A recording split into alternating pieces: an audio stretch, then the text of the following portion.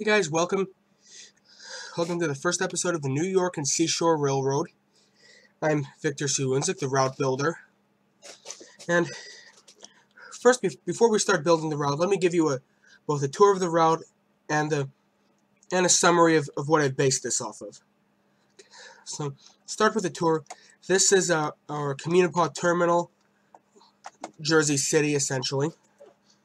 If you look across the river this other way, I apologize for my computer being a little bit slow, but that is New York City. Over here, there's a large harbor area, a freight house. Any suggestions for any kind of buildings I could use there would be really good. Here's our car float yard. I apologize for that. I have a bit of a cold, but anyway, here's our railway express houses, freight houses for Jersey City. I do plan to add some kind of local switcher track here.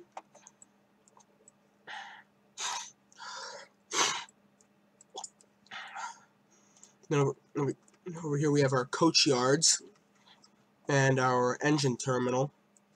Don't worry about those buildings. I've just put those down there so I wouldn't lose track of them.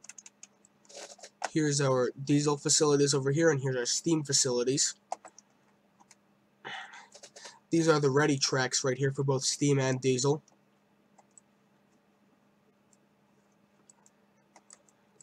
And of course, we all know this is the water tank, and this is the coaling tower. Got a roundhouse, small back shop, a couple of sidings. Any suggestions for anywhere on this route I would appreciate. Anyway, here's our junction between the car float yard and the passenger station lead. And just, for these signal bridges, I'm using, currently at this point I'm using searchlights, but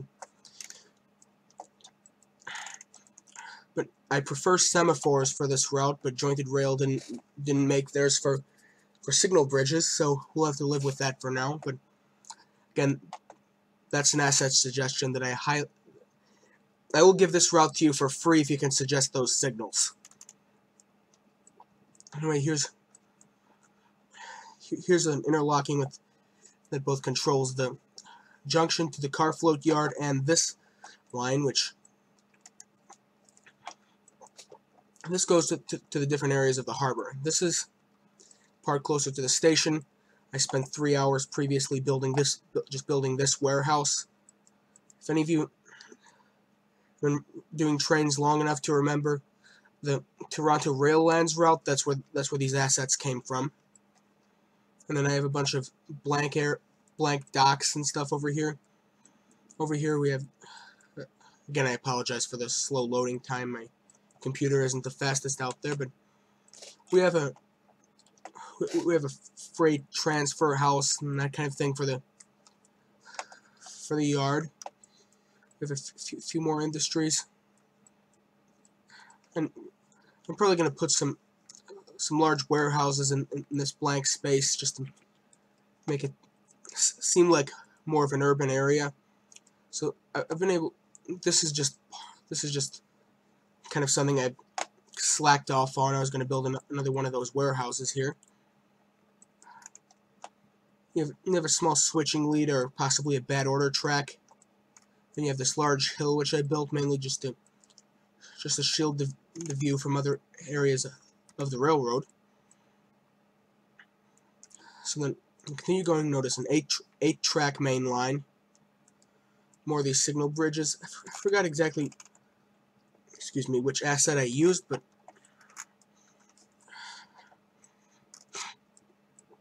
good signal bridges are also something that I need.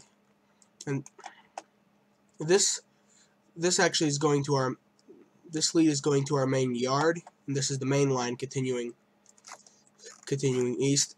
I accidentally built the initial part of the route, the terminal, on an east-west basis rather than the north-south that I should have used.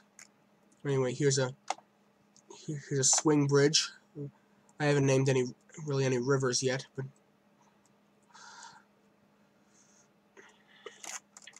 right here, if you look on the map, this is it's essentially a large Y right here going into the yard, so that with 4 tracks going east and 2 going west.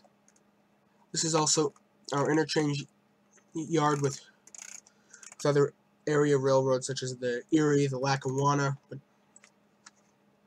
I wasn't able to figure out how to make this. I would have preferred a hump yard for this, but unfortunately you can't have what you want all the time, and I couldn't figure out how to make it a hump yard. But anyway, and this is also our Newark branch, which makes several stops. Which, oh, I forgot the names of all of them. I think this one's ironbound. You can see I put some vehicles here. I got farther on this one than I have on others. Everything in this route is a work in progress. We have another station. I forgot the names of the rest of them except for Newark, but go through a few more stations. This is Flagstop. Let's see what this one is. Oh, that's Franklin Street. That's kind of a name that I came up with more off the top of my head. You can see I'm also using the Toronto Raillands roads for this. This is yard lead. And while we're here, let's take a look at the engine service facilities. We have a large freight diesel facility here, and the steam facility. This route, and by the way, this route is set in anywhere between around 1940 and 1960. And when I do release the route, I will allow certain modifications for things like, you know, like putting weeds on certain tracks to change the era, like the steam tracks. And I believe this station has the name somewhere on it. Oh, that's Torrington. And I only named it that because the station building itself was, I couldn't change the names. I thought it was a nice station. So anyway, here's the Newark Freight House. And this Y over here is mainly for reversing passenger trains, and this goes off to an industrial track that I'll show you in a minute. There's the Pennsylvania Railroad. Anyway, so it goes over this street, over this bridge, and that's Pennsylvania. This Newark, Pennsylvania station there. And this is Buchanan Street Station. I'm not sure how to pronounce that. But this is our terminal, and this track is going to go off to some things like express facilities and industries. And of course, this is the Pennsylvania Railroad here. I will electrify it. I will electrify it at some point. And here we have a crate company. This is again a work in progress, but you can see we have. Oh, this track I should probably delete. So I'll do that now.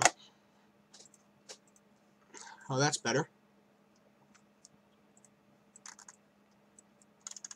And we have some warehouses, some stuff. We have a bunch of different industries. Here's some. I would call it. I tried to make this a kind of a boiler works, and some of this is based off of a description of a particular line in a book that I highly recommend called "Set Up Running: The Life of a Pennsylvania Railroad Engine Man." It goes into great detail about the Pennsylvania Railroad in the Williamsport, Pennsylvania area, and that's where I got the idea of a boiler plant from. And also, I kind of thought that this would be a good place to run smaller locomotives. There's Passaic Soap and Detergent. I don't remember the names of the other industries. All the entire list of industries will be released with the route. This was a building. I don't remember what I was going to use this for, but you have a couple of manufacturing companies, kind of a corner store that I just put there to hold a place, and then it kind of loops around and goes back to the main line. And this track across right here is the connection to the Baltimore, Ohio, and other railroads. If you notice, the Pennsylvania Railroad, it splits in two, and I'll explain the reason for that by following this line. That's the line to Manhattan under the Hudson. Speaking of the line under the Hudson, any ways to suggest how I don't get, that water look inside the tunnels under rivers? I would really appreciate that, because I noticed I actually scrapped my Chicago Transit Authority project after I figured that out. This is Exchange Place, and again named after the Pennsylvania's steam commuter terminal in Jersey City. I was thinking about putting another terminal way up here where we see that extra water. I'm just going to continue building the skyline as we go along, but the main thing I'm going to work on today is actually some basic scenery. I'm continuing. This is like this is the commuter terminal, of course. How I think it'll work is that I'll have like a small switcher, maybe an 060 for steam or an SW1 for diesel, assigned to this roundhouse, and when a train comes in, it'll pull the cars out enough so that the engine can get to if it's steam, it can get to the engine house, or so it can run onto another track and get on the other side of its train. Anyway, I was thinking this building could be some kind of bus terminal or ferry station or something that would kind of be associated with the Jersey City terminals. Many of these locations along the route are named after actual places. You might notice, mostly in New Jersey, but I've borrowed a few names from the Chicago area, and we'll see that in a minute. But this entire area, what I'm calling West Newark, is a complete work in progress. So we're going to follow this line, and I haven't done the embankments or anything yet, because I don't know where I'm going to have streets crossing. So it's a 2-track swing bridge here. It's somewhat similar to Portal Bridge. For those of you living in New Jersey or rail fanning in New Jersey now, this has nothing. There's going to be no Secaucus Station, because that didn't exist back then. And then this is what I've been having trouble with. These are the tunnels under the Hudson. The trouble I'm having is, if you take a look at this real quick, you can't connect those. So, any suggestions on doing that? Again, if you can suggest something like that, I will give you a major discount on the locomotive pack that'll come with it.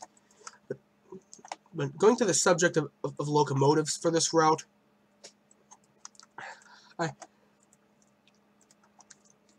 think the best locomotives to use would be Jersey Central in Pennsylvania, or something similar to the designs of railroads in New Jersey. Although anything could really be appropriate here. But I will have an expansion pack that will go along with the route, or might be included in the payware pack. And again, any content creators watching, please let me know if you'd like me to remove any of your content, which I am perfectly fine with. Anyway, now that we're over here, we'll get to the Pennsylvania Railroad. This is the subway, similar to what became PATH in Newark. I couldn't figure out a good way to get it to go over like the prototype does, so I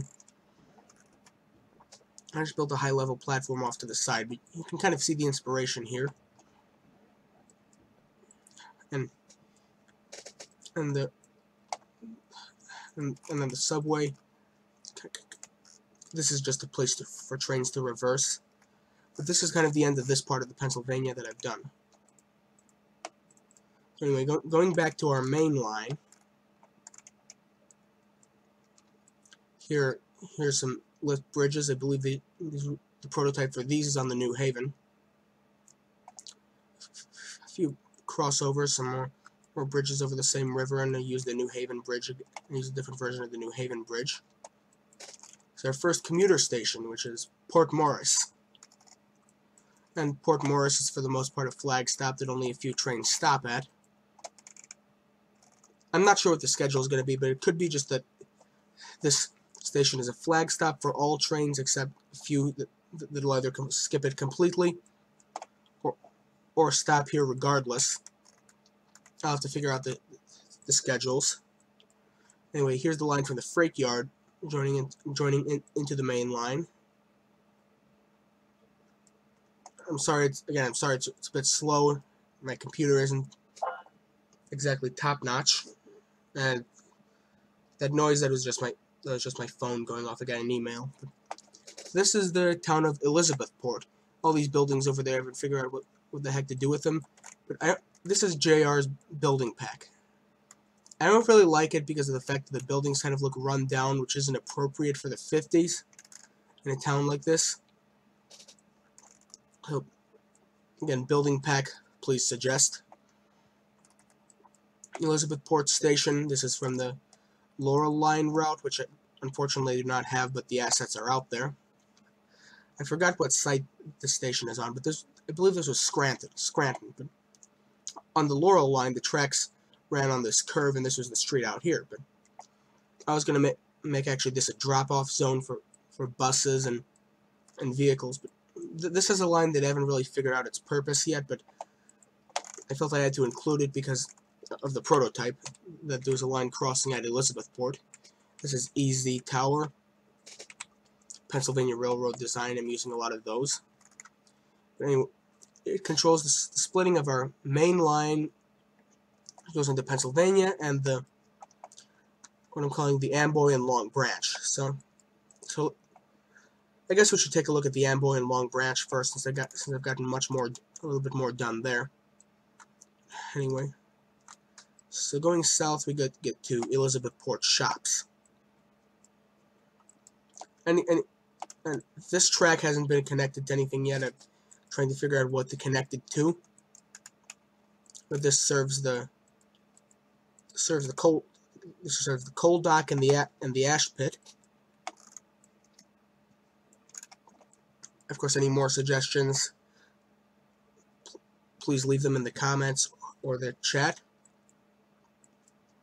And this is a yard for part of it.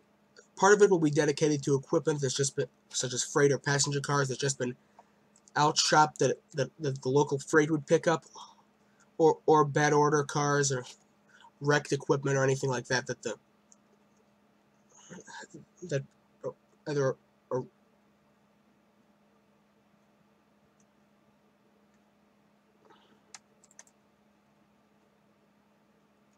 a wrecked train would drop off, or that it would just be picked up by a local freight dropped here.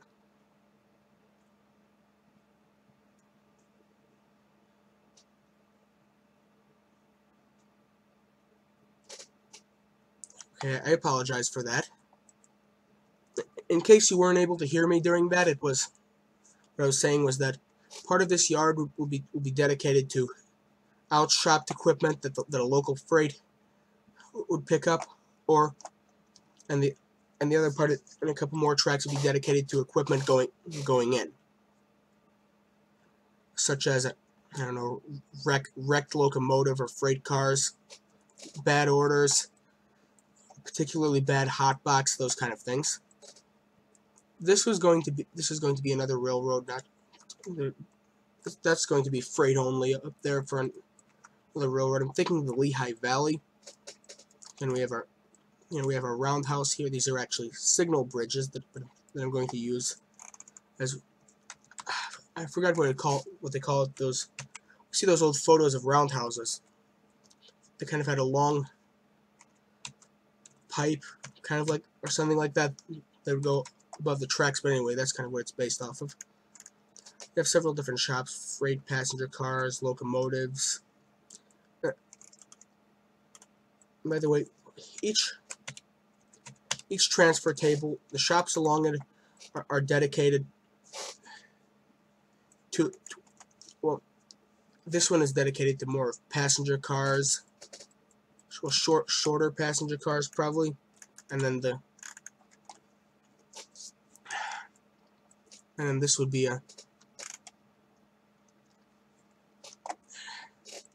and this could be a repair track for equipment too long for either table, and then this back here is just a runaround loop for possibly so that a switcher can get kind of an escape. Because on model railroads, sometimes you'll end up with a situation where you have a stub end track and your engine can't really escape. Anyway, there will also be a maintenance of way facility here. We call it the biggest one on the railroad. You have a few crossovers. Here, and then to the Raritan River. As you can see, work in progress. That grass is to cover up a hole that's left by the movable bridge, which you can still see through. But from the perspective of the engineer, you shouldn't have any problems. Over here, there's going to be an oil refinery inspired by Bayway in New Jersey, or as that was in the 50s. Narrows to 2 tracks, and this is going to be a kind of a connection between 2 sides of the refinery for the switcher. And also any inbound trains of certain materials that are coming in for the refinery, such as petroleum or oil, as we call it, on the side of the pond, or any other kind of products that are used in refining. This station, I believe I called it Carteret, after an actual location on what's now the chemical coastline of Conrail. And then I just wrote steel mill here because that's what's going to be there. I'm planning to have a large steel mill, and you can see I had the line curve around where I want the steel mill to be. And now we're getting towards Perth Amboy, which this is the Pennsylvania's line, Woodbridge Station, and we'll go over there once we get done with the main line of the Amboy and Long Branch. Then the 2 lines come together. There'll be an interlocking tower inside of the Y, probably a few other things there too. And then here is Perth Amboy Station. That will be below street level, although I haven't built anything up yet. And this has to be the highlight of the part of the Amboy and Long Branch that I've built so far. This is a large steel bridge. It will be electrified eventually, by the way. And this is going to be a major river. Not sure what I've called it yet. At least I don't remember what I've called it. But for those of you who are familiar with the Jersey Central and the Pennsylvania, we know that there were the electrification ended at South Amboy, but this is North Amboy due to its geographic location. So we know that the certain commuter trains would come in from the south, and either switch engines, or the passengers would transfer to an electric train, usually headed by a GG1 or another one of the Pennsylvania's passenger electrics, and head to Manhattan. But because of the fact that steam locomotives terminated here, I decided to build a roundhouse, and this is a little narrow gauge coal delivery system, which I kind of thought might be necessary. Actually, the original purpose was because of this. This is 2-foot gauge. I realized, oh crap! After I built everything up, that oh shoot, this is 2-foot gauge, and I can't have it delivered from the main line. So I built a spur over here. I used some assets here from the old North Bay County route. Anyone remember that? Well, this water tank is originally from that. I've also been kind of working off and on a narrow gauge route, which we'll talk about in a different live stream, likely. But anyway, I've designed it so it could be either steam or diesel on the narrow gauge. Essentially, all it does is it just runs around the roundhouse to the coaling tower for the standard gauge engines, and then there's enough space at each end to run around the hoppers, and that's the only narrow gauge that we're likely to have on this route. It's the only part on it now. But anyway, this is North Amboy Station, North Amboy Passenger Yard. Remember, there are 2 mains here. That might not look like it. this is a platform which the tracks run through, which I've started using more. Of course, you have the yard. All of this will be electrified. End of the yard, and this bridge marks the end of electrification. So now we're in steam/diesel only territory, and this is Aberdeen. This is a junction with a branch line, which I've built almost none of yet. I'm pretty sure it's gonna be the freehold branch. Those of you watching can of course do some research on the journal to find out what I'm talking about. More significant branch than the freehold branch, which we'll explore now, at least the part that I've completed. So we get over here, and we get to a Y. And then here there's going to be places, something similar to Atlantic Highlands. All the way down there, haven't built anything yet there. So I'm going to go kind of north, and if you look at a map of North Jersey, there's a place called Sandy Hook. And I thought about using that name, but then I thought that, might not be a good idea because of what happened, I believe, in 2012 in Connecticut, Newtown, Connecticut. And I didn't want to offend anybody, so I believe I renamed it Constable. Anyway, here's, I believe, our North Beach branch, which is very minor, just maybe a mixed train every day, probably operating out of Jersey City, but because of the way the tracks is. But these are actually abandoned tracks over here, which the story I'm going to put for these is that there was some kind of boating convention or something that took place here, and they put in a couple of extra tracks. But here's the regular station. A few of the stations come from I don't know whether somebody actually created the East Broad Top or not, but anyway, so the current active tracks is just a siding and a Y, and that's pretty much it. So if we go back down on the branch, there might be a few industry sidings I'll put along here at some point. Anyway, we're still on a basic tour of the route.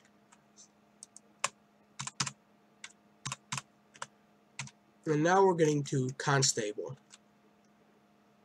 And this is the station. This is the Constable Hook, named after a real location in North Jersey again. And this is the only reason these platforms aren't worn out is because my story is that the local community paid for extra service and to rehabilitate the platforms. But there's a small passenger and freight storage yard, a roundhouse. By the way, I'll try to find a better one in the future. This is going to be some kind of mill, like maybe flour mill or something. This is the freight house over here. This is the main freight house, but you can see I didn't want to have such an extensive coal system here, so maybe I'm going to put like a small conveyor of that era to load the engines. You can see there's not much here except for the freight house. Over here there's actually a smaller freight house. I guess this would be railway express or reefer sort of thing. And then you notice the tracks keep going. And the reason that is because of this. This is the Constable Pier. And of course I provided an escape track, provides some escape for the engines, or at least I've tried to. If I need to extend the pier, I will.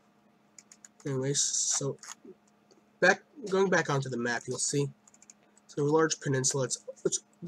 The textures there are only there because of the fact that I wanted to mark on the map exactly where the water is. But back to Mattawan on the main line, another Laurel Line station here. Views is going to put a platform there. I thought about maybe doing something a little bit different than what I have right now, but any suggestions, please let me know. And here is Middletown Station. This is, I'm planning for this to be a bit more of an affluent community along the line, so I've added the platform shelters, which you might notice I don't have on a lot of stations. This is a Pennsylvania station, as you might be able to see from the keystone. And this is going to be Hazlitt Station. Note real names, North Jersey Coastline, if anyone's familiar. The name doesn't appear on this one, so I'll just take a look at what that one is. Oh, that's Little Silver. Maybe that's a real location. It's going to be Branchport, that used to be a station. Monmouth Park, that's north of Long Branch, dirt platforms, seasonal service only. And then down here there's going to be Long Branch, which I'll work on later, probably off camera. Alright, there's the Matawan River. Oh, that's the Shrewsbury River. Anyway, let's head up to the... I'm going to give you just a quick tour of the Pennsylvania line that I've completed. So I notice I haven't connected Newark and Elizabeth yet, but this is kind of a connecting track mainly for freight trains, but also for a couple of passenger trains that use the Lehigh Valley. So you have full crossovers here, and then we'll look at our main line in a bit, but this is the Pennsylvania Elizabeth Station. I have the raised platforms here, crosses over, that's the same branch line at Elizabethport. And then you can see the track comes down to ground level. And this is Linden Station. This is going to be kind of what they call a racetrack for express trains. Here's Rahway Junction, named after the real location in New Jersey, and very much inspired by it. And here's the station. It's a larger station. Platforms for almost all tracks. And I'm thinking about adding a platform for this track too, since it's the track going to the Perth Amboy and Long Branch is what I was saying. So you can see these tracks kind of come up and over this other line that goes over here, and this is just Woodbridge. This is the Woodbridge Station. Not really much here, and that's a very short connection. But all this will be electrified. Like I said, as far as North Amboy, but the 4 tracks come together. There's another set of crossovers. I was gonna put some kind of secondary or branch line over here, and I gotta look to see what that station name is.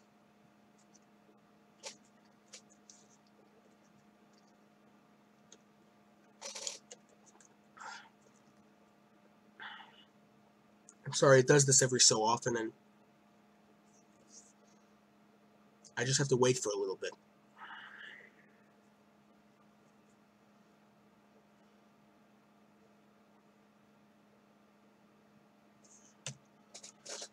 But anyway, if you didn't hear me because of that freeze, this is going to be a secondary branch line of another railroad. Could be the Baltimore and Ohio, the Reading, I don't know, but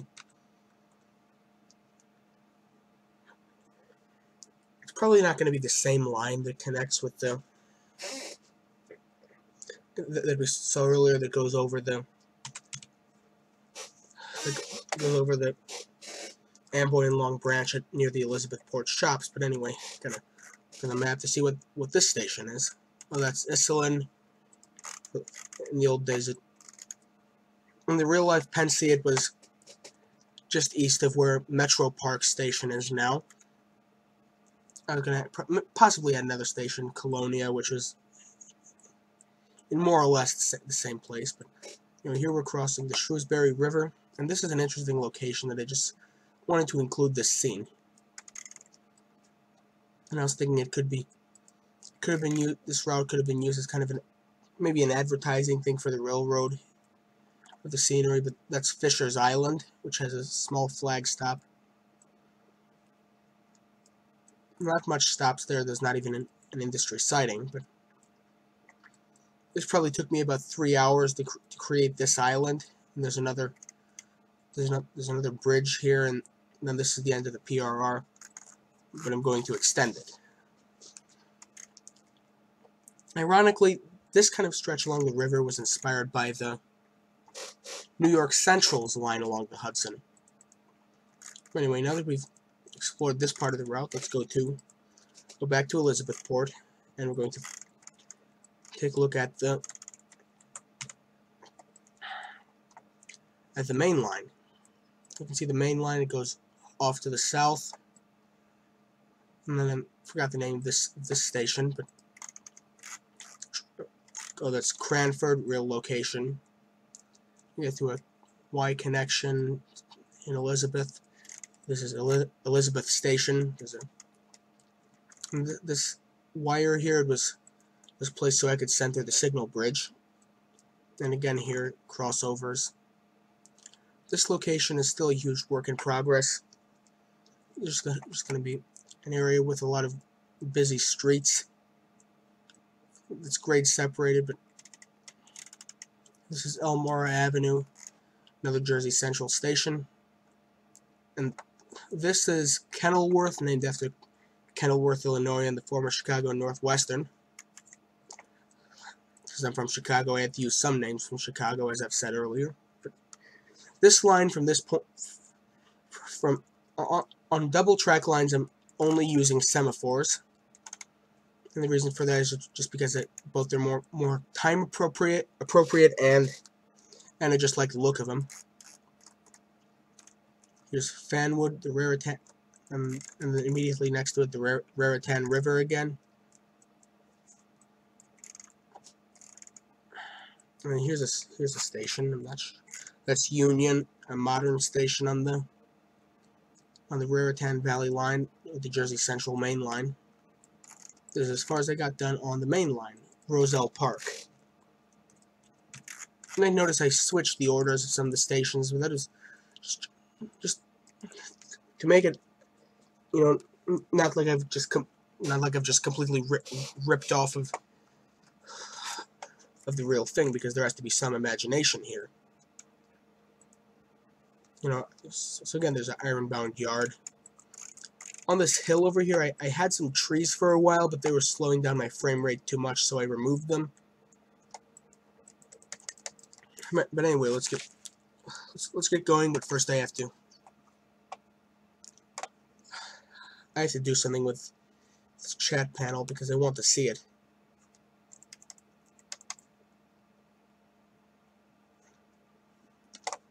I'm trying to figure out how I can connect, or how I can just connect this YouTube live chat. But any suggestions, leave them in the comments. So this is an area I've kind of been stuck on as to what to put around the terminal. Kind of want to put some, I guess I should put pavement.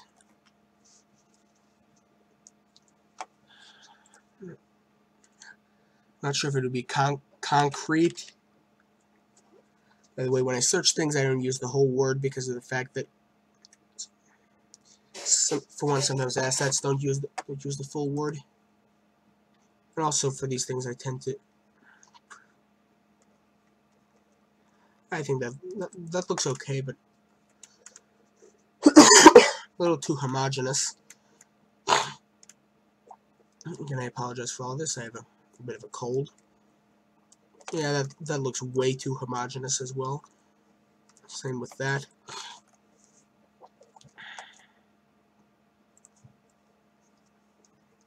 Nope, not even close. And please let me know about any assets that might be of use. I suppose if I suppose if I take these and put some, maybe switch up the order of the, maybe switch up the direction of the texture, maybe it might look a little bit better. But there's going to be some ferry slips over here in the future. Any assets for passenger ferry ships? Again, please let me know. I should probably put the pavement on the docks as well. And I've been wondering, should docks have tracks embedded in the concrete, or should it be more like what we see here? Again, I don't live near any deep water ports, so I can't really comment about that. Now, when I lived in South Carolina, there was a port there, but I don't remember how the railroad tracks were. So, again, what I'm doing right now is I'm just paving, paving the docks a bit.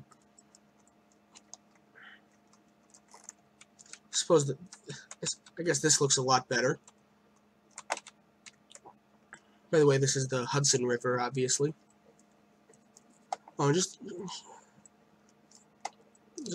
let you know exactly, these car floats are operable. They're in the turntable format, and I just use built. There's going to be during any multiplayer sessions, there's going to be a little switcher back here just handling some of these and kicking cars into a portal that'll be back here. But the reason I have buildings and stuff over the tracks is because I don't want to break the skyline.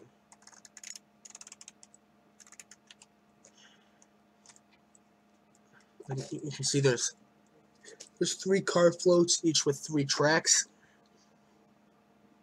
and they're named after locations on my railroad. But maybe I should add a Bayonne station somewhere along here. But Newark, Cranford, Bayonne, which is kind of, and there's an Erie, Lackawanna tug right here. It's a low quality, seems to be a low quality asset though, so I should use it more at a distance. But when the route is finished, there's going to be drivable river traffic. It'll just be on automatic schedule, so, and you can send the ships. You can send the car floats through, and the ships aren't passing. But just remember, in the era that I'm modeling, New York Harbor still had a lot of freight and a lot of people going through it. So you want to consider the time period you're modeling, because of course there's almost nothing left of the actual New York Harbor. I suppose there's some left in Queens and parts of Newark, Newark Bay, but not much in Manhattan or New Jersey, which, the way, is generally considered part of the New York metropolitan area.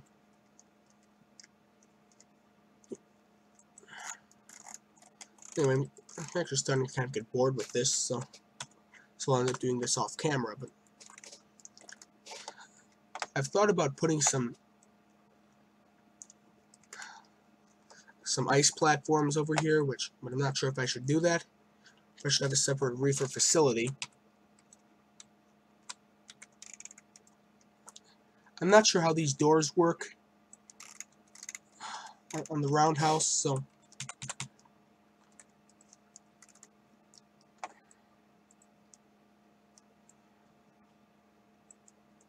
and again, this is just something that happens seemingly for no reason. It doesn't seem to load right. But Again, I'm looking for any kind of suggestions at all on any part of the route. Should I maybe start working? I'm wondering if I should start just working my way in rather than working my way out of the terminal. You all know how things go when you're working on something. Sometimes you have to work in the opposite order of what you were originally going to do. So that way, you'll just come up with ideas for places that as you go along. I wonder if maybe I should start working on the roads or something like that. Or maybe I should have some industries.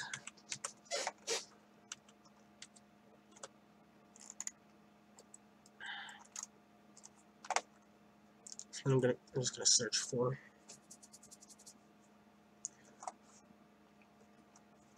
I'm gonna search for a category industry. Generally, I don't really prefer those interactive industries because in this version of Trainz, I'm using the whatever build it is. It's not SP1, but some of the industries they cause actually the engine to be unable to be moved.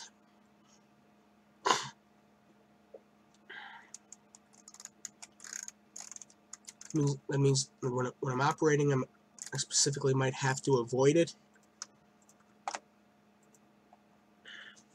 so my engine doesn't get stuck. And I first discovered this actually on the North Bay County when I.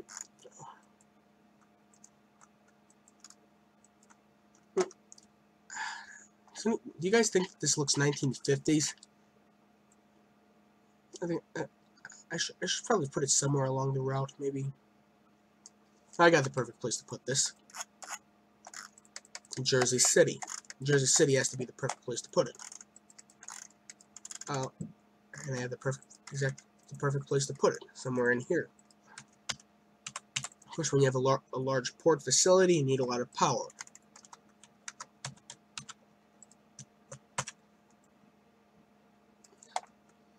And this power plant, it's going to serve Jersey City and some of the surrounding areas. So I'm probably going to have a couple of sightings over here.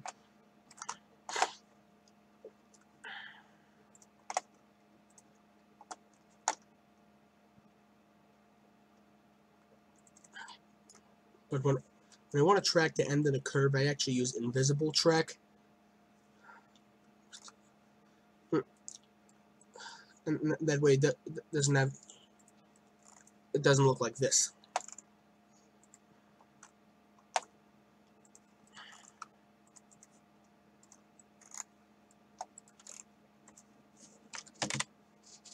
Ooh, typo.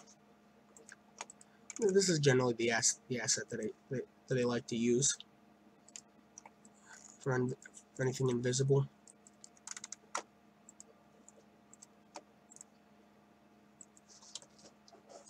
And then this power plant is gonna be served by the local harbor switcher.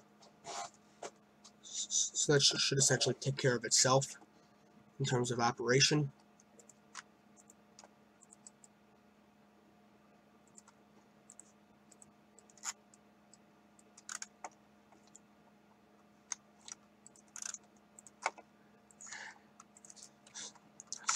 Essentially, I want this extra siding to be parallel to the first. And by the way, I apologize for the noise coming outside of my computer room. My walls are not soundproof. But if you guys think I should use rusty rails for these sidings, please let me know. Any corrective work that you suggest will almost definitely be off camera. And in the next episode, of course, I'll be doing some more scenery work.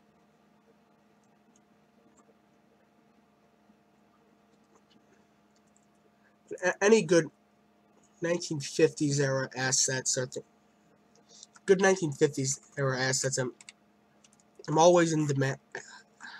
They're always in demand for me because that's when most of my routes are set.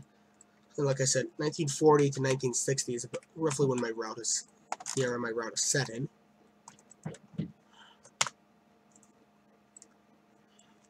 So I'm just going to include a bit of straight track here, enough so just enough so that when you're pushing in, you're not occupying any other potential movements. Not likely to be too many going to the freight house.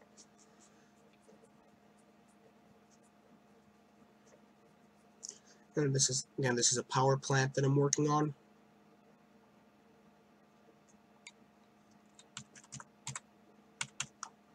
So then, going back to the category of industries, see what else we can find. Tram stop, Amtrak station, no.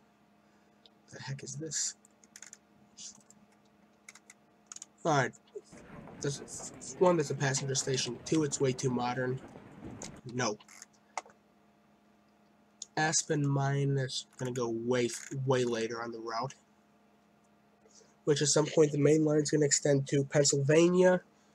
The Amboy and Long Branch is going to split, and one will go to Bayhead Junction like the prototype, and the other part will go to Ocean City, which is essentially my version of Atlantic City.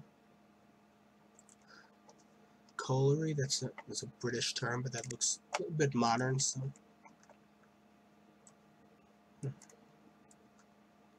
produce might look good elsewhere on the route. So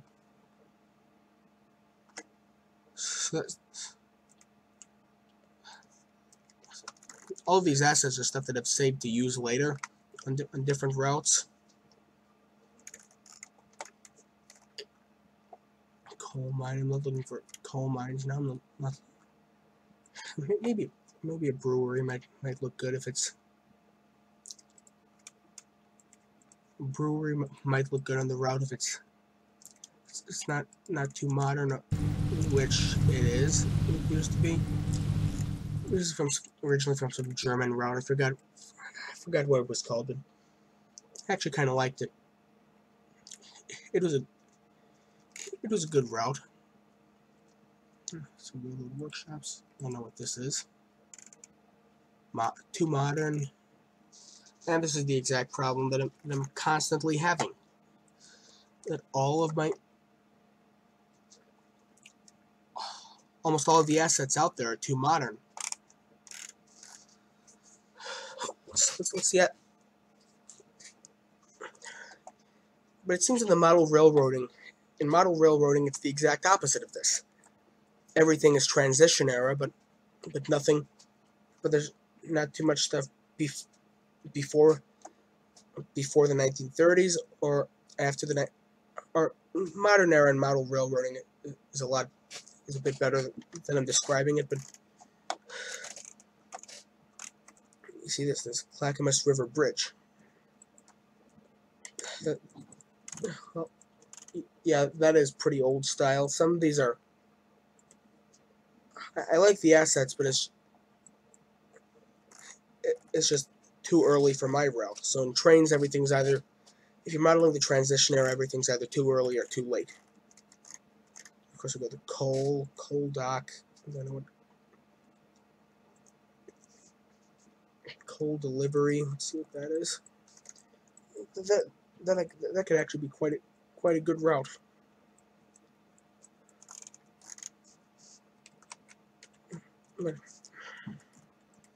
I know the coal trestles were very common back then.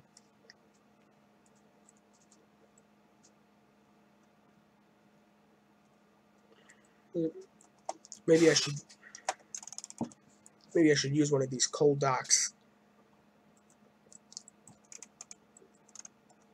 Wait, that's narrow gauge.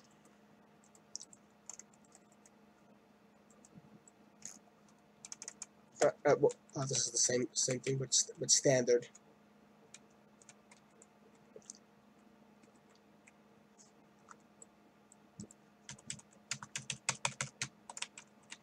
I don't think. I think I'll just create a separate port for coal, because this coal bunker. I wonder what that is.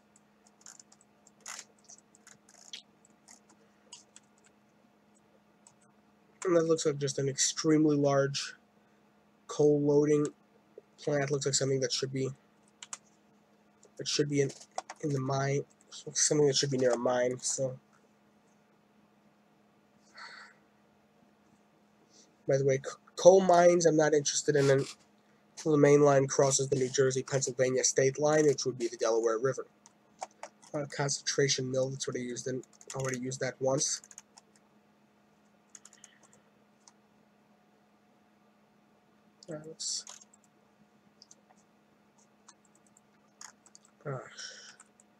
That is way too modern.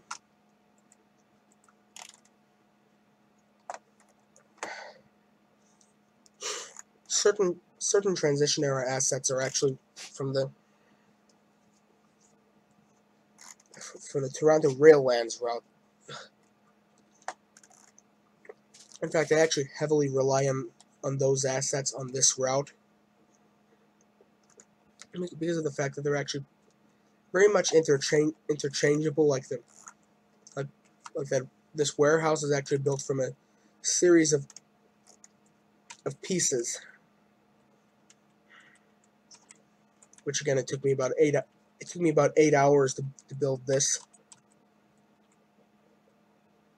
I spent an entire weekend day just doing this and a couple of other things around the port. That was more towards the time I first started this.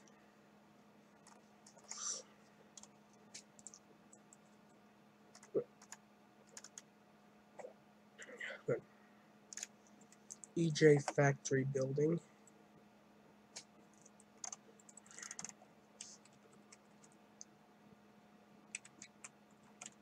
It almost looks slightly too.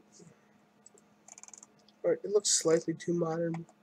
But these windows, I guess they're in good condition. I think I'll just use it as kind of a background building.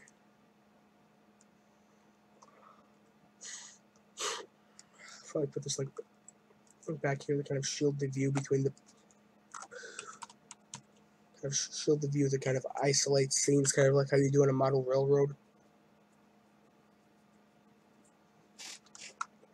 Engine complex, don't need that. EW Bliss building.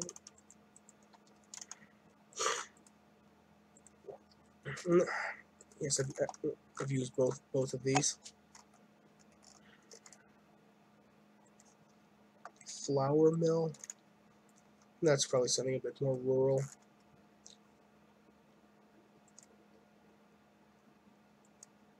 Also, a lot of the coal mines that are out there that I found are actually more narrow gauge than standard gauge, and as the Rio Grande found out, it's hard to fit standard gauge equipment into narrow gauge clearances. That's why in the lines like Tennessee Pass, what I remember is that they couldn't have high cube boxcars or trailers over that route because of the fact that the clearances were tight because the line was formerly narrow gauge. And of course, it's Guinness Ale producer company. Let's see. Just want to take a look at this building.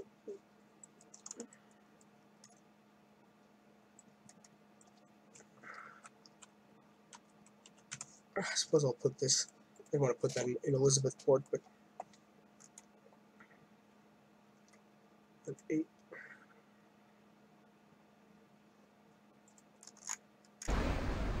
Yeah, that's way too modern.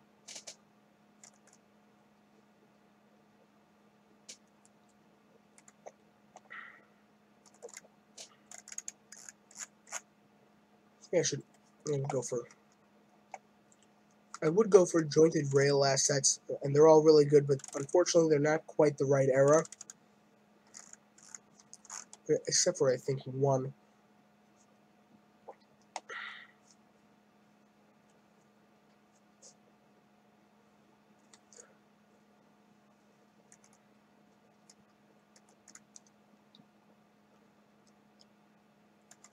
I know there are a couple of things that Jointed Rail made that are that look 50s, but it's kind of hard to find them actually.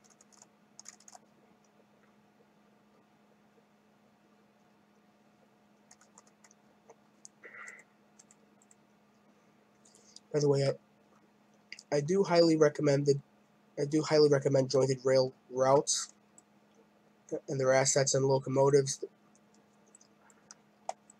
Those are, top of the line.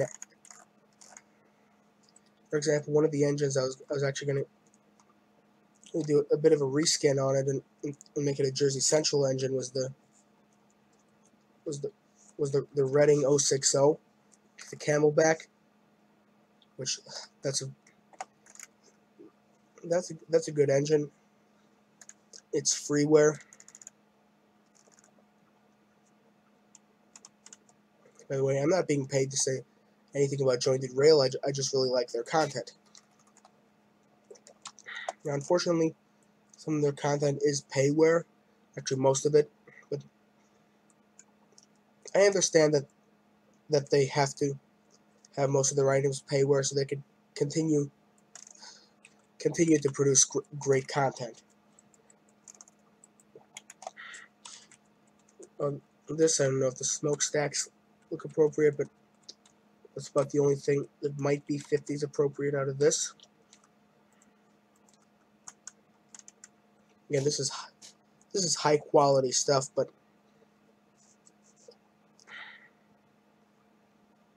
I think it's geared a lot more towards Midwestern short. I think it's geared more towards a short line kind of route in the modern era rather than the 1940s or 50s era Class 1. This unload trestle is actually pretty good, but it does look too modern for this. They have more trestles, by the way. Ties, scenery. This might actually be good to include a few piles of ties. So I would have some maintenance crews based out of the terminal. So.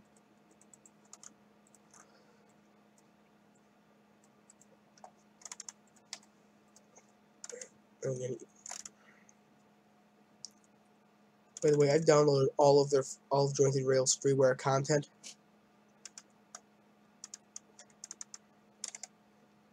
So I think I'm reasonably able to critique their content. The locomotives, I wish they had more custom cabs. By the way, if anyone from Jointed Rail is watching, you can always contact me if you want to host my route. And by the way, my entire idea for live streaming my route building actually originally came from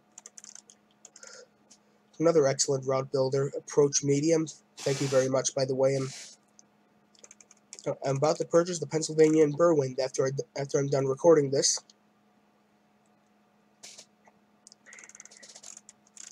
And I've been watching that series, and it's really good. I recommend it.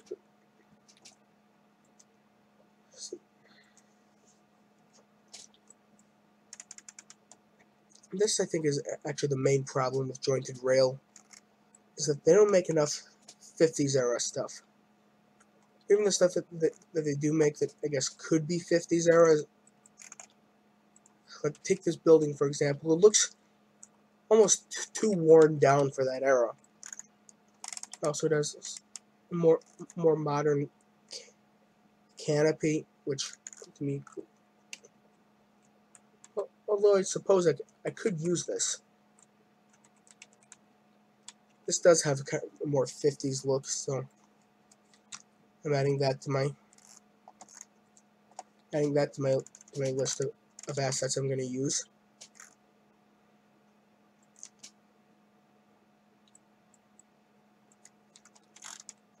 By the way, if anyone asks, I am a Jointed Rail Club car member.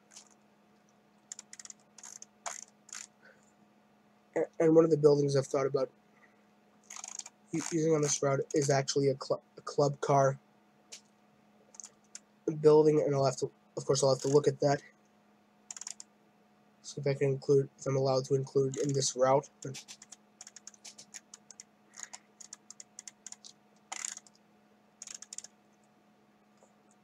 I believe it was a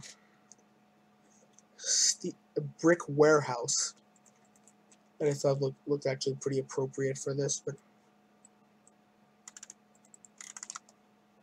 this 45-foot steel bridge, I'll probably use that for a highway bridge.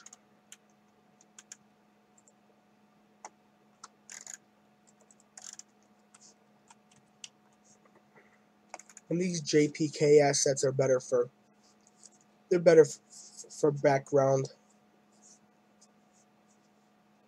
It's too bad, because if they had higher quality textures, they could be really useful for not just this route, but a lot.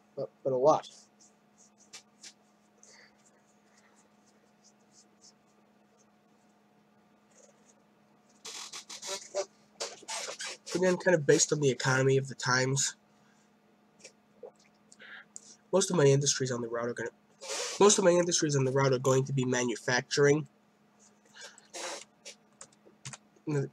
raw materials, manufacturing, more what you would call it blue collar industry. Large factory building. That's what that is. Yeah, I have used that. It's a decent background building. Large office building. That could actually be another good background building. Put this somewhere.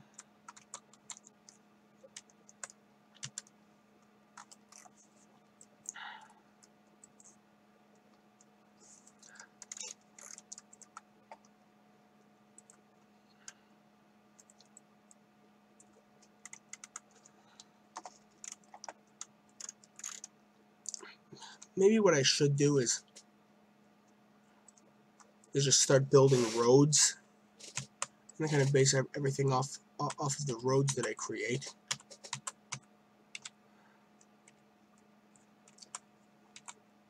One of the biggest problems I have with creating routes quickly is that I get kind of a form of writer's block when I'm building. You don't know what to put. That's actually kind of what I'm going through right now. For example, I don't know where to put roads. I don't know where to put industries. And unfortunately, with my computer, I can't have something like Google Maps open at the same time, so I can look at my prototype.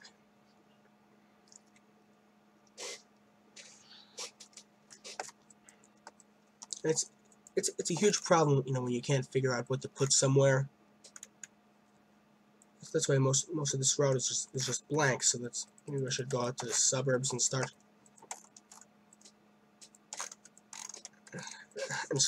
maybe just building a road network. By the way, I do use these. I use these lines, the grid lines, kind of to keep stuff straight. Either straight north or straight south. North, south, or east, west.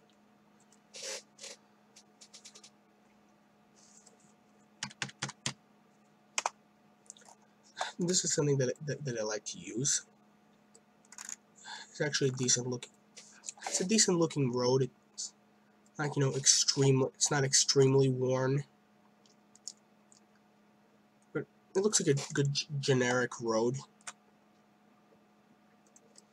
And then I know in many towns, especially in suburban areas like where I am, there's many of the suburbs along the former Burlington route. There are roads parallel to the tracks. Of course, you have roads that lead to the stations.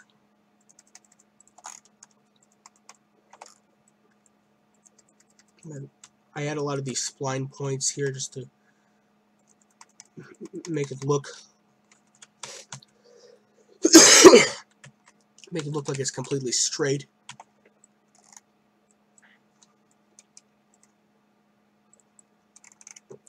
This is Roselle Park we're working on right now. But the streets here are kind of going to be inspired by one of my favorite rail fan spots, which is Hinsdale, Illinois. It's a great place to watch trains, especially in the rush hour. There's signals in both directions, but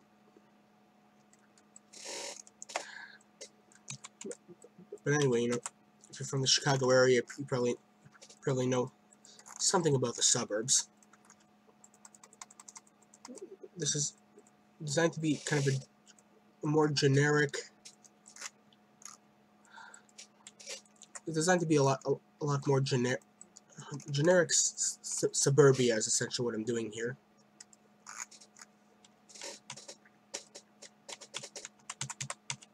I'll be fixing grade crossings a lot off camera.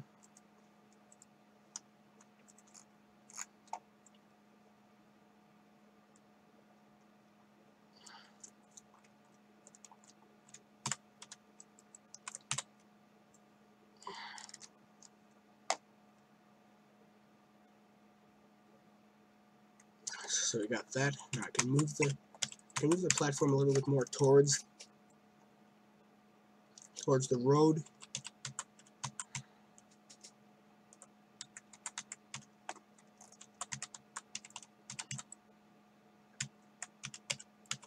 And then I'm going to use the same kind of road configuration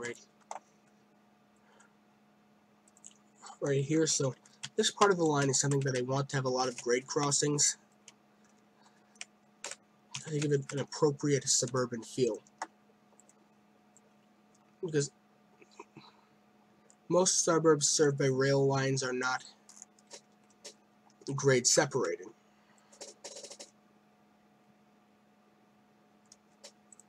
I'm gonna move again. I'm gonna move this.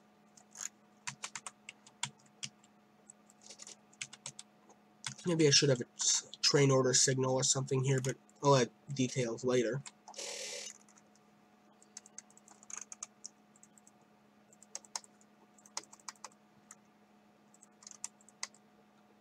And that is just because that error message was just because I was clicking a bit too fast.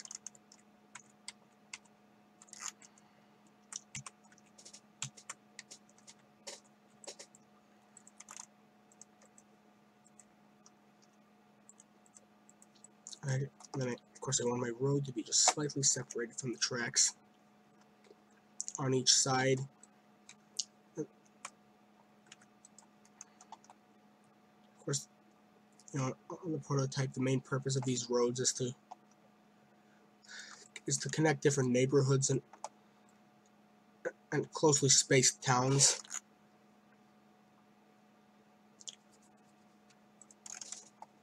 So that's what this is going to be. So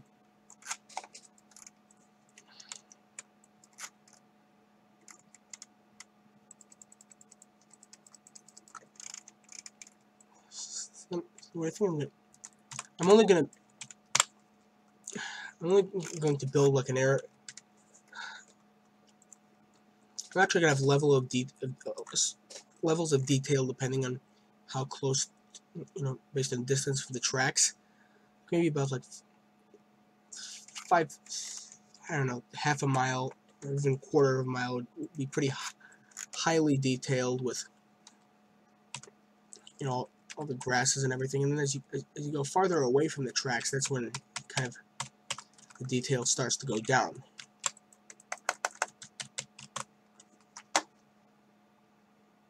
So, you know, I'm going to continue building these roads. And these are all going to be controlled by the ATLS system, or the grade crossings, that is.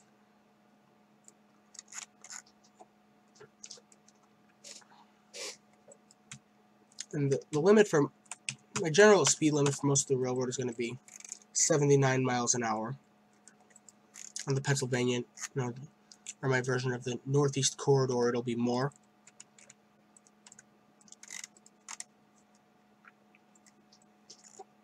But then I'm also going to have maybe some more significant highways in certain areas of the route, like example, I might have a. I'm thinking about building. I'm thinking about building kind of a suburban highway.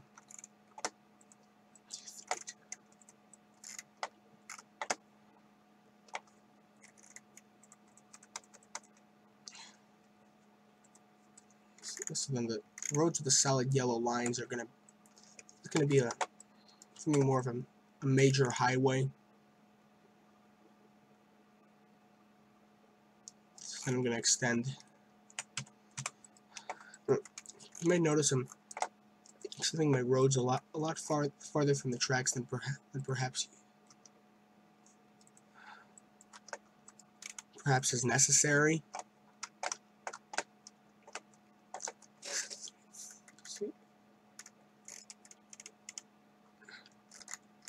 So I need the double solid line. Right. Nope. No, I don't want parking. That looks pretty decent.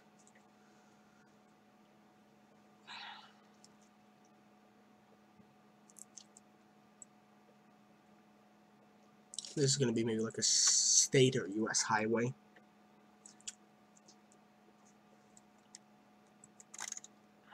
Another thing that I want to do in this route, I want to create this feeling that these suburbs aren't just suburbs; they're kind of more of small towns that are both connected and independent with a larger city. And you'll see. I think what I'm going to do is I'm not going to raise these roads. And so perhaps maybe I even have too many grade crossings along here, but it's not exactly unprototypical to have quite a few grade crossings in a small area. Just think Chicago's west, north, and northwest suburbs, especially because I don't want to say south because the Metro Electric is grade separated. If you look at other lines, say the BNSF or the Union Pacific lines outside of the city, you can see that those are heavily grade separated.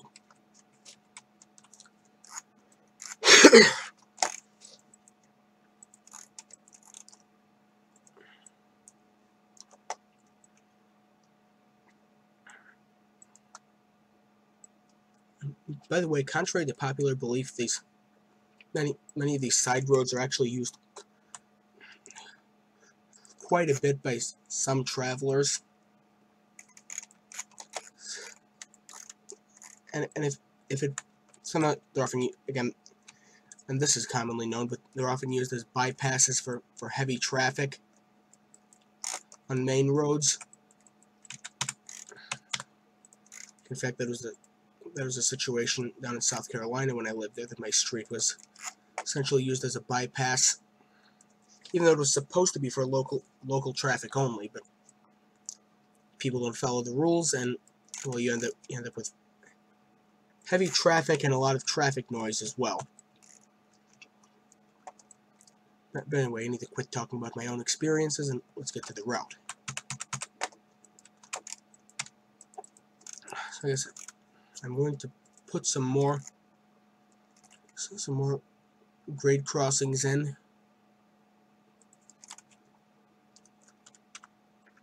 Also create something of a road, something more like a road network.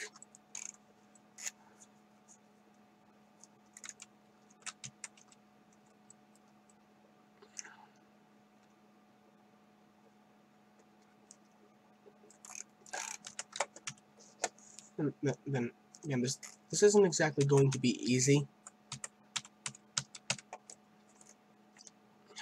Create something this huge on a route and something that's just this complicated. I think it needs to be done if they want a realistic route, because of course when you're dealing with any situation or any location where there's going to be a lot of automobiles, you're going to be dealing with a lot of roads, dealing with a lot of paved roads.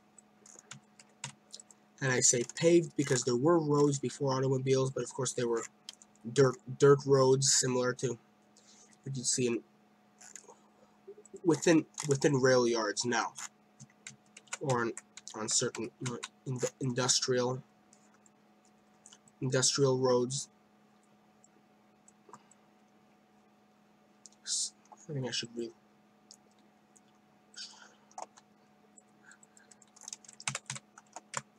Any suggestions for what to do with any empty spaces? Of course, they are welcome. And what line was this on? So now we're really starting to get into kind of the concrete foundation of creating a good route is to create an adequate road network for the type of area you're modeling. I'm actually going to keep this going all the way to the river, just as kind of a benchmark.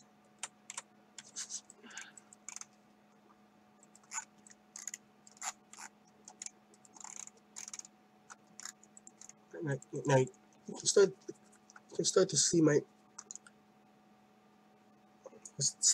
grid here.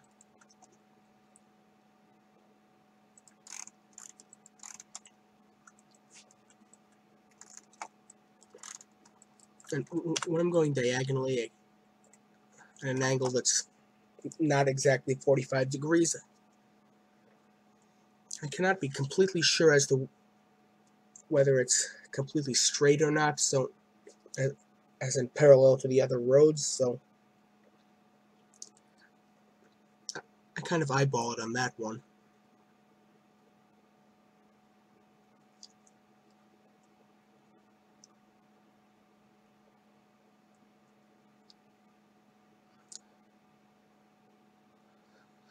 I've actually been doing this for almost 2 hours for this episode. So in about half an hour, I'm gonna start to wrap it up, and I'm gonna do a lot more work on these roads off camera.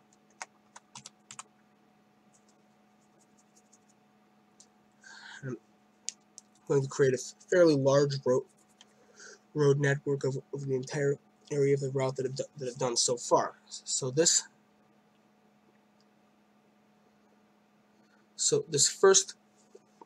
is technically part 1 of the route, and it will be very much expanded in the future. And in the end, it'll go to several cities in Pennsylvania. Wilkes-Barre, if I'm pronouncing that correctly, will be one of those places. Another one is going to be, of course, Scranton, and other cities in northeastern Pennsylvania, Wilkinsburg, Allentown. Those are all going to be places along the route on the main line, and then on the Amboy and Long Branch, it's going to be much more of the seashore line than the seashore branch than what we have now.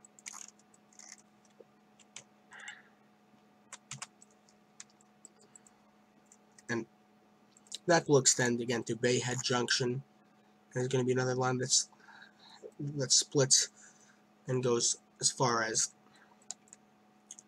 Ocean City, which is kind of my own version of Atlantic City terminal there, and that'll be where on this route a passenger can get connections for Philadelphia, and then onwards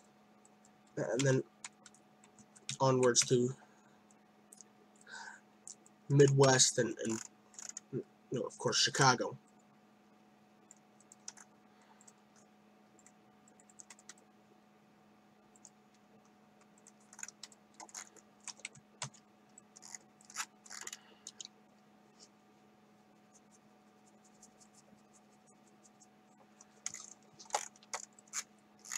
Anyway, so again, off camera, I'm going to continue building these roads.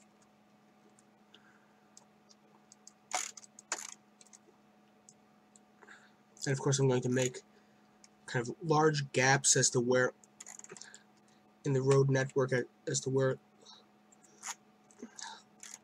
large buildings would be, such as large industries or any kind of large city park, anything in that category of things that are more than one city block.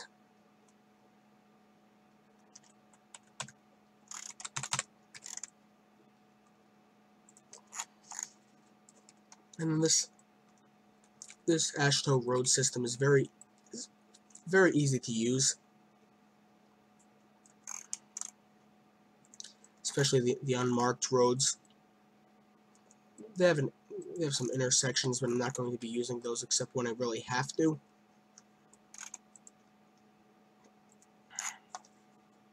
Actually, my plan is actually to have very little traffic, because back in this era, a lot of people walk to work or to the train station so they could get to work.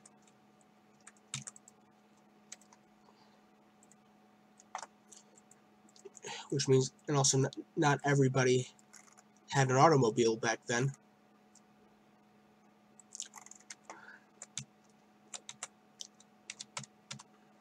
So I think that's actually a pretty good reason not to have as much traffic as would be in the same place in the modern era. We've all been on the interstate. We've all been in a traffic jam. So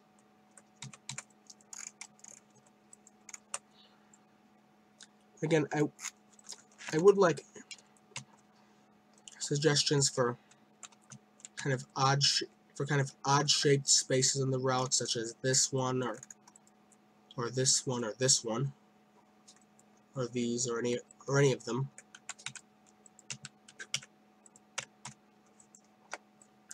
Like maybe for example, this one. I was thinking maybe something like a city park. This could be commuter. There could be some commuter parking lots or something like in these areas. Anyway, like I said, any suggestions are absolutely welcome. Since, like I said before, I kind of get writer's block when it comes to route building, especially when we don't have a. I don't usually do prototype modeling here because it's so hard to. You kind of get what I'm saying. It's hard to find all the adequate information for a prototype. And again, I kind of prefer flat. This is almost entirely a flat grade railroad. For one, it's northern New Jersey, and two, I find it hard to create grades in Trainz 12 without, and then kind of leveling off the surrounding area so it looks the same.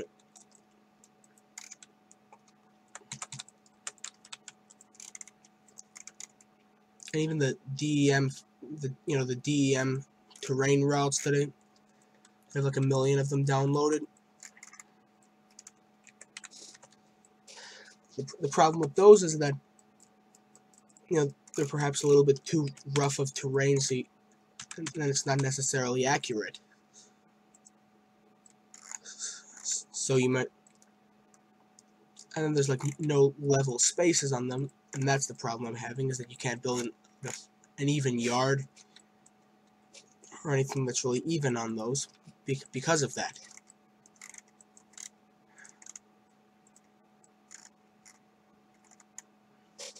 Again, I'm going to continue to be,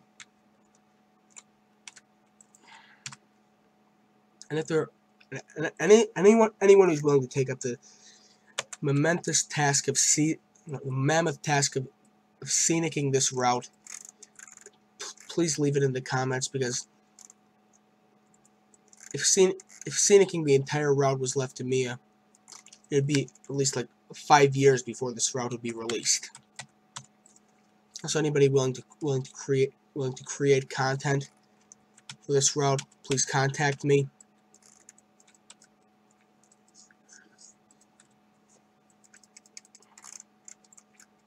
So again, this part one, it was mainly a tour of the route, and I forgot to tell you guys my inspiration for the route is of course the Jersey Central, but also other railroads like the. I've listed them in the description, but for those of you who don't read the description, it's inspired by the Jersey Central, the Pennsylvania, the Erie, the Lackawanna, Lehigh Valley, Reading. It's kind of an anthracite road kind of route. So it's essentially both an anthracite road and a commuter road, which I guess would be only the Jersey.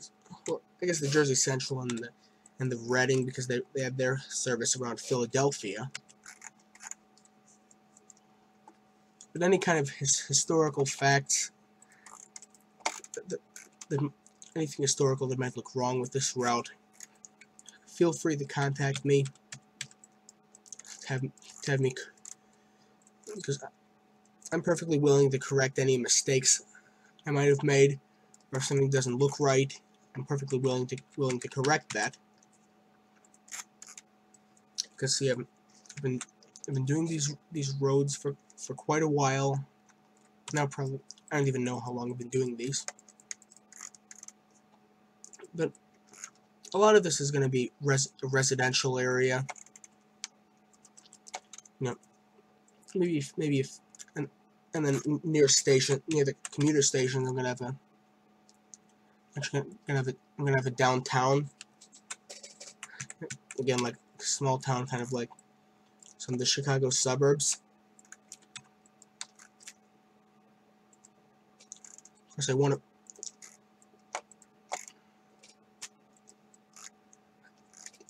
and like I said before, I want these towns.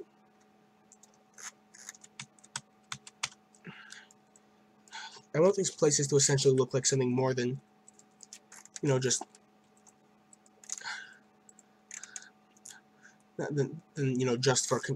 just for commuters to the city. Because essentially, I want it to be more than just a park and ride. We all know how probably most of us, our towns have some kind of marketing campaign, and they're trying to get people to visit there.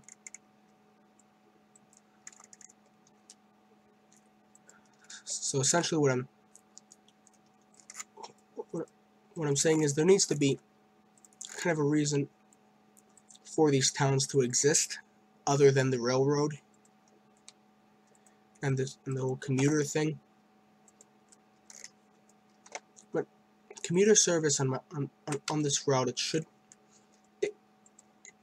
it can be any kind of older heavyweight coaches. If you look at different prototypes from the railroads that ran commuter service, like I'm not sure what the Southern Pacific's cars were, in the Bay Area before they got the bi-levels. But railroads like the Milwaukee Road, the Burlington, the Jersey Central, Lackawanna, Erie, those are the kind of coaches that should be on this route. And for locomotives, steam, it would be normal passenger wheel arrangements, smaller for commuter service, and for a road like this, probably Pacifics, Pacifics, Hudsons, for longer distance trains or heavier commuter trains. And for diesels and passenger service, that'd be your E and F units. Jeeps, Alco road switchers, anything in that general category that could be equipped with a steam generator.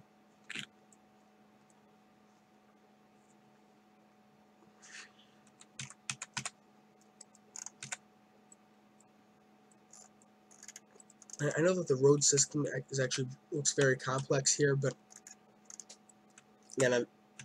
again, I'd like some suggestions as to what the heck to do with these odd shaped spaces.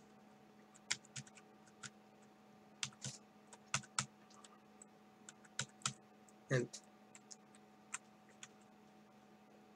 these buildings tend to have 4 outside walls, or generally be kind of a square rectangular shape.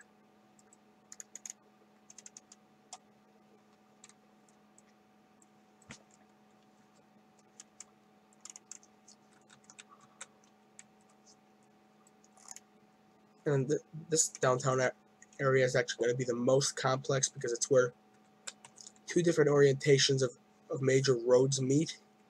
And we have our kind of grid, and then we have these 2 diagonal streets.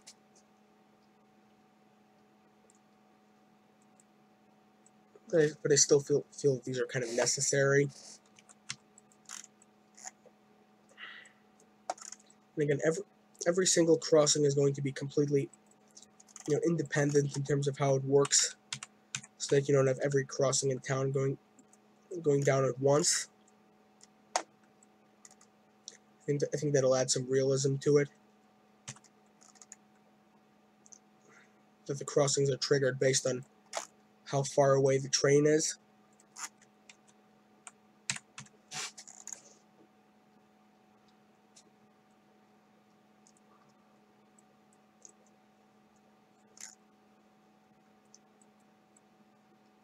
And I suppose I should put a little bit more. I suppose I should put a little bit, a few more roads in this area, so you don't have such huge blocks.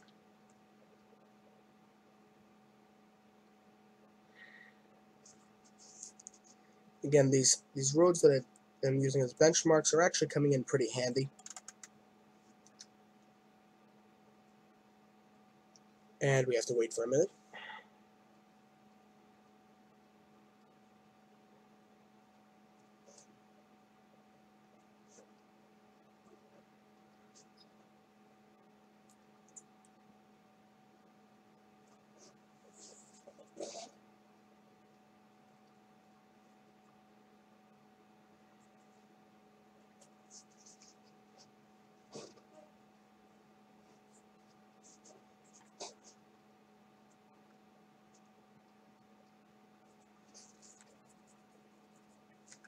But when I release this route, it's likely to be payware for a while, just so I can kind of get some kind of return on investment on this route. The investment being my time, and a lot of it. And then after a certain time period, I'm not going to reveal. I haven't decided yet, but I'm not going to reveal how long it'll be when I do, so that people don't just, so that people actually. I probably shouldn't reveal my marketing strategy and my live streams, but the point is, it's going to be payware for some time. That'll be more than a year.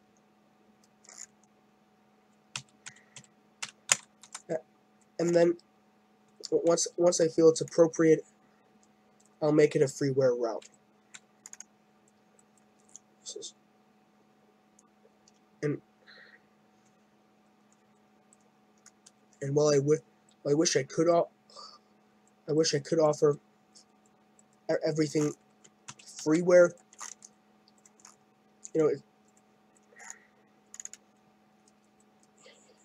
everything costs money. It's expensive to live in America, with the prices of food and everything. And I don't necessarily agree with that, but it's a reality of life.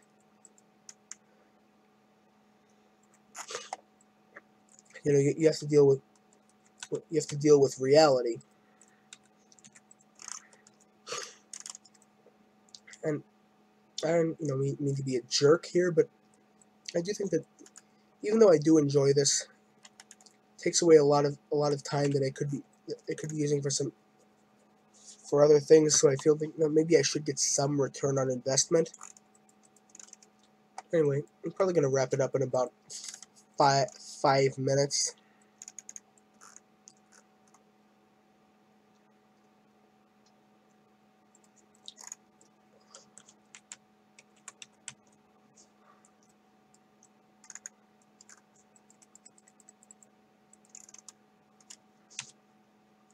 And to be honest, for those of you who don't live in the United States, like I said, it's really expensive to live in America. I'm not going to get into politics here, and I don't want to piss anybody off, but we're wrapping it up in about 5 minutes. Again, this will be a payware route, and those of you watching who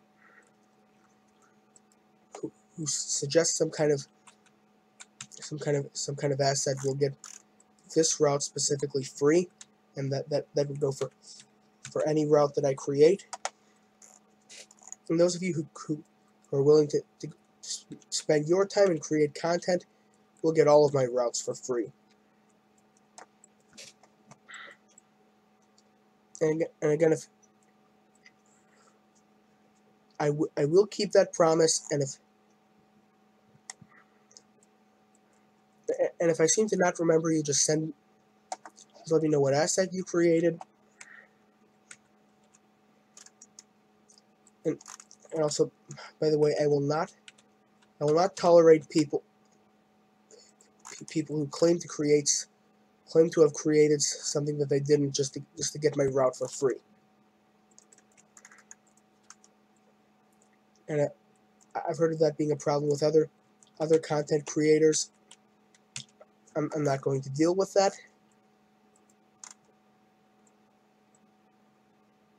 So anyone who does that will not be allowed to purchase the route at all.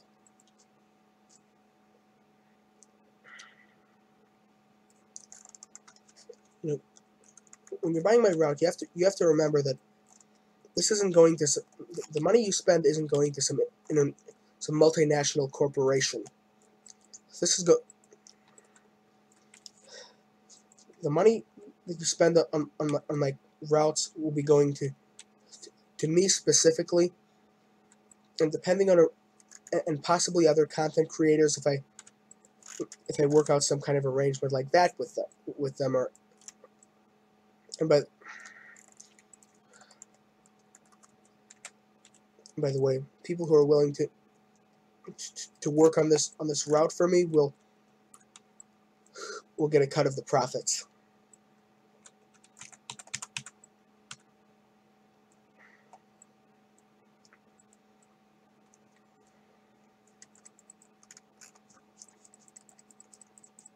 So I should probably start wrapping this whole thing up now.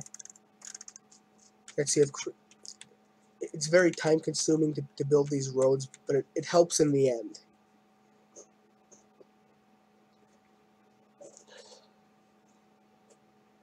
So anyway, this has been episode 1 of the New York and Seashore. And before I finish this video, I'll apologize for my chair squeaking. I've been trying to get a new office chair, but unfortunately I wasn't able to find one cheap enough yet, so I'll have to deal with this probably for the next couple of episodes at least. Anyway, wrapping this up, this has been episode 1 of the New York and Seashore. Have a very good day. Like I said, any suggestions are very much welcome and appreciated. And I'll work out the exact details of how I'm going to kind of reward people who create content and suggest things for the route. I'm going to work that out, but I'll announce that when I have my idea for that ready. But for now, thanks for watching. Leave your suggestions in the comments, and Have a nice day. Thanks for watching.